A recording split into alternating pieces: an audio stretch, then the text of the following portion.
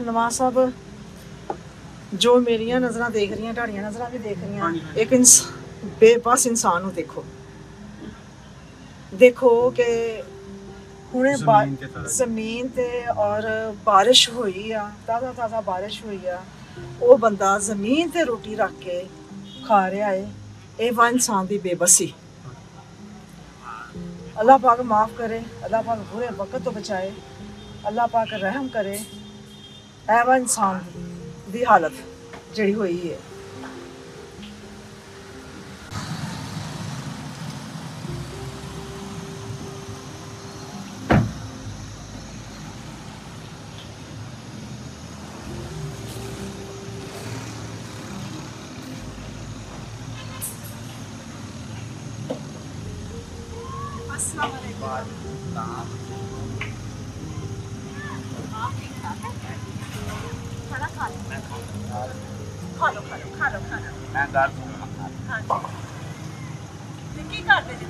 मैं बोतल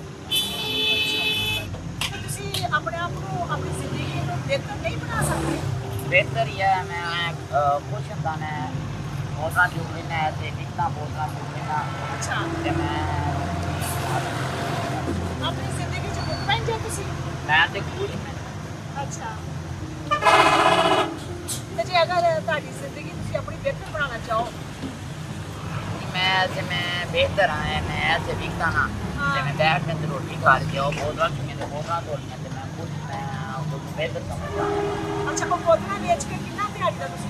मैं 150 रुपए में बोतल में तोड़ियां मैं 3 रुपए डब्बी सिगरेट में ले ली मैं। अच्छा ते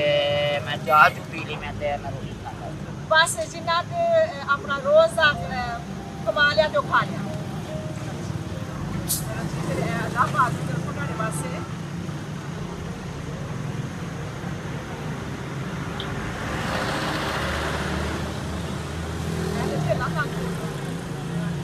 अल्लाह पाक का शुक्र है कि आज बारिश भी बहुत हुई है साढ़े रस्ते में बारिश बहुत हुई है ते अल्लाह पाक की मर्जी है कि केड़ा अल्लाह पाक हकदार सामने लेके आंदा वा ते अल्लाह पाक की तरफों ओदी जेड़ी है ना थोड़ी बहुत सपोर्ट अल्लाह पाक की तरफों अल्लाह मतलब ते तुसी भी ऐसा कर सकते जे बाहर निकलिया करो एहो जे मौसम दे विच देखो कि कोई बेबस आ कोई लाचार आ ते फिर अपने अल्लाह पाक दे दित्ते जो ओदे वास्ते कुछ आसानियां कर दोगे ते अल्लाह पाक दा अंदर बहुत ही राज़ी होएगा। है ना खाओ नहीं मैं खा लूंगा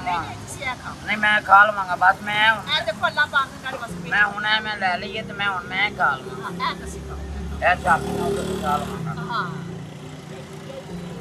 देखो चलो तो जाके ना टेबल पे बैठ खा लो मैं खा और जमीन पे उठ जाओ और जाके ना टेबल पे मैं बैठ खा